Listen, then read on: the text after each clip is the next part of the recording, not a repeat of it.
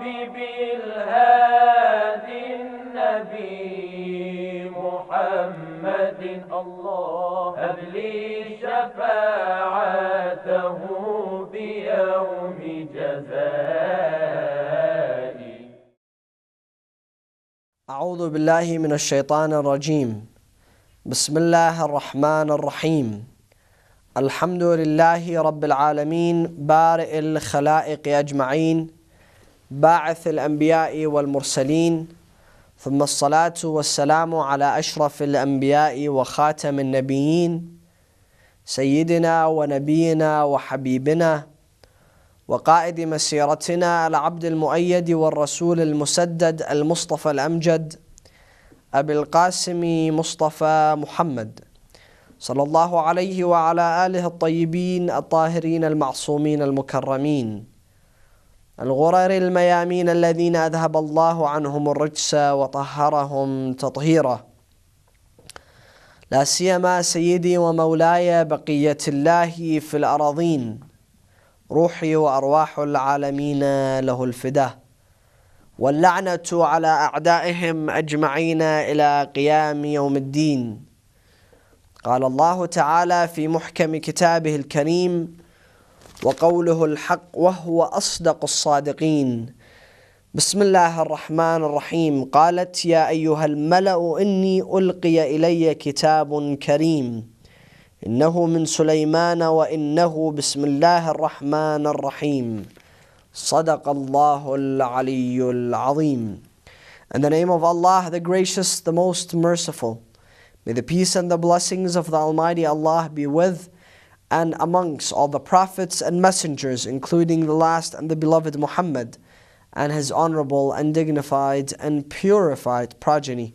Respected brothers and sisters, Assalamu alaikum wa rahmatullahi wa barakatuh, and welcome back to another episode of your program, a closer look into the glorious book where we have been given the honor and the privilege by the Almighty Allah subhanahu wa ta'ala to be able to recite and understand His verses within the Holy Qur'an while examining the life of different prophets, beginning from Adam salamullahi alayhi and continuing until we have reached the shores of the story of the Prophet Sulaiman salamullahi alayhi. We've been discussing the story of the Prophet Sulaiman in much details in the past several presentations, and today we are discussing it within chapter 27 of the Holy Qur'an, Surah An-Naml, verses 29 and onward. And the story is that Sulaiman left Syria, Damascus, going towards the Arabian Peninsula to perform the pilgrimage. There he went to an area called Wadi Naml, the Valley of the Ants. At the Valley of the Ants he had a conversation with an ant. And then after that he was leaving Wadi Naml, he was leaving the Valley of the Ants. He saw that there was a gap above his head which allowed the sun to come and reflect on his eyes. He looked up and he saw that the bird that was supposed to create the shade for him was not there. He asked, where is the bird? They told him it is the peacock. It is the hoopie that has been missing. So he said, bring him back. The bird came back and he said, I was in Sheba. I had gone towards Yemen. And I have brought back to you a great news, a breaking news. He said, what is the breaking news? She said, I went to Sheba and I saw that there is a queen that rules the people and she has a great throne, and her people worship the sun instead of Allah subhanahu wa ta'ala. Sulaiman writes a letter for this queen and he sends her the letter, and the letter began with Bismillah ar-Rahman ar-Rahim. And when the lady saw the letter, when the queen saw the letter, she said, Ulqiya ilayya kitabun kareem. She called the letter of Sulaiman generous. She called the letter of Sulaiman very kind and compassionate. And we said the reason behind her giving such a statement and praising the letter of Sulaiman. And we said the many reasons behind it. We said because it had started with Bismillah ar-Rahman ar-Rahim, with mercy and compassion of Allah subhanahu wa ta'ala. Another reason was because Sulaiman was not rude to her in the letter. He was very respectful to the queen. Another reason we said because the people that worship the sun also had the great Lord, which was Rabbul Arbab, and that was Allah. So when she saw that he had started with Rabbul Arbab and his name, she called the letter Kareem. And another reason why the Mufassireen have stated that this letter was entitled to be generous and kind was because it was sealed. So she knew that it had not been tampered with, and she had heard of the mighty and the power of Sulaiman. So it was flattering for her to see that Sulaiman has sent her a letter. Sulaiman, this great king, this great power, great authority, great kingdom, has soldiers from humans, jinns and birds, writes a letter to her that is sealed, and it says, in the seal it says the name of Solomon, Sulaiman. And that is why when Rasulullah sallallahu alayhi wa alihi wasallam wanted to write his first letters to the kings of Persia and other kings, he said to them, I need to create a seal for myself. Because Sulaiman, when he sent his letter with the seal, that letter was entitled to be Kareem. It was effective. It did what it needed to do, and today when I send my letter, I want it to be sealed. They told him, Ya Rasulullah, what would you like to write on your stamp?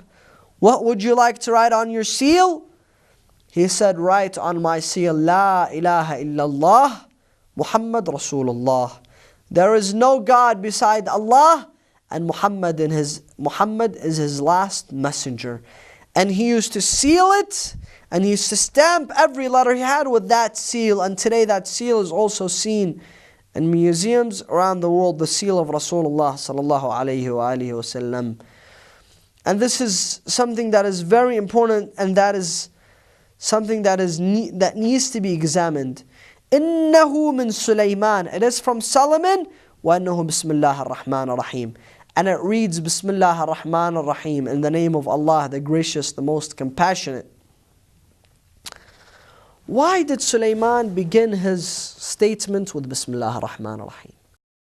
Every chapter in the Holy Qur'an begins with Bismillah ar-Rahman ar-Rahim. 114. Besides chapter 9 of the Holy Qur'an, Surah Al-Tawbah, which does not begin with Bismillah ar-Rahman ar-Rahim. Why? Because the Qur'an is a book that could not contradict itself. The Qur'an is a book that has been sent by the Almighty Allah subhanahu wa ta'ala to guide humanity, to perfect humanity, to take humanity from the deviation from the path of the evil and take humanity to the path of righteousness. Therefore, Allah subhanahu wa ta'ala gives us the Holy Qur'an to guide us. And this book of guidance could not contain anything that contradicts each other.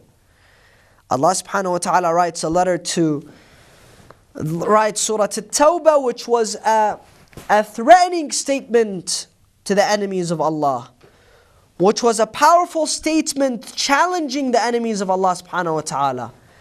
It was not a merciful statement. So if Allah subhanahu wa ta'ala comes and says bara'atan, begins with not affiliating himself with the mushrikeen, with the enemies of Allah subhanahu wa ta'ala, how could he also put mercy in the beginning? He is speaking harshly to them, but he's also merciful to them. Therefore Allah could not contradict himself. That surah did not have Bismillah ar-Rahman ar-Rahim. However, in this chapter, chapter 27 of the Holy Qur'an, Bismillah ar-Rahman ar-Rahim is mentioned twice, in the beginning of the chapter and in the middle of the chapter. Therefore, making Bismillah ar-Rahman ar-Rahim the most popular verse in the Holy Qur'an and the most repeated verse in the Holy Qur'an. Because Allah subhanahu wa ta'ala wants to constantly remind us of His rahmah. Allah subhanahu wa ta'ala wants to constantly remind us of His mercy, His infinite mercy. And I want to add that we should as well begin everything with Bismillah ar-Rahman ar-Rahim. One day, one of the students, and I mentioned this in the beginning when we were discussing Bismillah ar-Rahman ar-Rahim, one of the students of our great scholar says, I'm coming late to class. The scholar gives him a piece of paper that says Bismillah ar-Rahman ar-Rahim on it. And he says, you can walk on rivers with the statement of Bismillah ar-Rahman ar-Rahim. For it is closer than to Ismullah al-A'zam, the great name of Allah subhanahu wa ta'ala, than your eyelashes to your eyes. How close are your eyelashes to your eyes? Bismillah ar-Rahman ar-Rahim is that close to the great name of Allah subhanahu wa ta'ala. But you just have to be aware of the power of Bismillah ar-Rahman ar-Rahim. We begin every surah with Bismillah ar-Rahman ar-Rahim. Just like if any institution has a grand opening, they bring the most dignified and honorable men to attend the grand opening. Then they give the scissors to the most honorable, dignified, powerful man to cut the ribbon. The person that cuts the ribbon, A, will give continuous support to that institution. And B, he has recognized the institution. When we begin with Bismillah, in the name of Allah, we bless our work, we bless our homes, we bless our actions, we bless our children, we bless our days and nights. And Allah will give us continuous support, inshallah. Therefore, we should start everything with Bismillah ar-Rahman ar-Rahim. And moving on, the ulama, the mufassirin here have stated the structure of a letter in Islam. How does Islam want us to write a letter? Islam comes and teaches us here by giving us the story of the letter of Sulaiman, how to write a letter, how to present the letter to others. Islam says that do not begin any letter without Bismillah ar-Rahman ar-Rahim. Why? If you want that letter to be effective, if you want that letter to find victory, then start it with Bismillah. For Allah in the Holy Qur'an gives us the story of two prophets that began their work with Bismillah ar-Rahman ar-Rahim, and they ended up in victory, they ended up in success. One of them is the Prophet Nuh salamullahi alayhi. When he took from every creation 2 pairs and he put them in the ark, then he told them, Bismillahi majraha wa mursaha. In the name of Allah, the most compassionate, the most merciful, the ship will move. And what happened to that ship? Everyone in the ship was saved, and everything outside the ship was completely destroyed. And another prophet is Prophet Sulaiman. When he wrote the letter beginning with Bismillah ar-Rahman ar-Rahim, it made that letter become the most successful and the most powerful letter in the whole story of Sulaiman salamullahi alayhi. Thus, the first thing you do when you want to write a letter, you start with Bismillah ar-Rahman ar-Rahim. Then Imam al-Sadiq salamullahi alayhi, the founder of our madhab, the most respected of scholars of his time, where An-Nu'man ibn Harith, the founder of the Hanafi school of thought, says, لَوْلَا السَّنَتَانِ لَهَلَكَ النُّعْمَانِ. Nu'man was his name. He says, if I had not studied for 2 years with Ja'far ibn Muhammad al-Sadiq, I would not have been whom I am. I would not have become this scholar that I am today. Imam al-Sadiq salamullahi alayhi, he says that if you write a letter, this letter is a reflection upon your mind, upon yourself. When you write a letter to people, you're reflecting your intellect, your mind. How much is your mind capable of illustrating and demonstrating? You write that. Therefore, make it eloquent. Make it at the utmost levels of eloquence. And Allah subhanahu wa ta'ala in chapter 4, verse 86, He says, Bismillah ar-Rahman ar-Rahim, إِذَا حُيِّيتُم بِتَحِيَّةٍ فَحُيُّوا بِأَحْسَنِ مِنْهَا. Imam al-Sadiq states that if you are given a greeting in Islam, it is mandatory for you to respond to the greeting, just like it is mandatory in Islam for you to respond to a letter. If someone writes you a letter, you have to respond. And when you respond with more kindness, respond with more manner, respond with more admiration towards the person that has wrote you the letter. And Imam Amir al-Mu'mineen wa Mawla al-Muwahhideen Ali ibn Abi Talib salamullahi alayhi writes about writing a letter and the importance of writing a letter. He said that the letter states that a man's words and his writings are a reflection in Nahj al-Balagha. He says that his words are a reflection of his mind and a reflection of his intellect. Thus he should make his letters very eloquent. Second, when you write a letter, you should eliminate unuseful details, because people's time is very precious and respectful for them. On the contrary, we find that people today send you 10 emails a day, and all the emails are a waste of time, and all the emails are nothing besides junk and rubbish. And third, he says, choose your words wisely, meaning you have to have a very large vocabulary. Don't use ugly words. Don't use words that don't fit in the sentence. And fourth, when you write a letter, you should always not confuse your viewers, not confuse your readers. Use very big and complex words and complex sentences and make it complicated so that no one understands what you're saying. No, make it simple, make it short, make it sweet so that everyone understands. Those are the advices that Islam gives us when we write a letter. We should take those advices very seriously, brothers and sisters. We should not just overlook those advices. Say, they're from Imam Ali, Amir al-Mu'mineen, Imam Sadiq. Yes, they're good advice, but it's not as important for me to follow them. If I follow them, it's good. If you follow them, you don't send long emails to people and you tell them, I'm keeping it short because I know your time is precious. If you start it with Bismillah ar-Rahman ar-Rahim, if you start everything with Bismillah, those are lessons for you will find victory with. That is why Imam Ja'far al-Sadiq says, do something so people would say, Rahimallah Ja'far ibn Muhammad al-Sadiq, faqad rabba shi'atah. Say, do something that people will say, may Allah bless Ja'far ibn Muhammad al-Sadiq, our Imam, for he really knew how to bring about intellect to his people, bring about justice to his people, so that they won't say Ja'far ibn Muhammad al-Sadiq did not know how to guide his people, did not know how to teach his people. And if we learn those very small things, even though they're insignificant, in our eyes they are significant in the eyes of others. They make a difference. They make people think twice when they want to attack Muslims and Islam.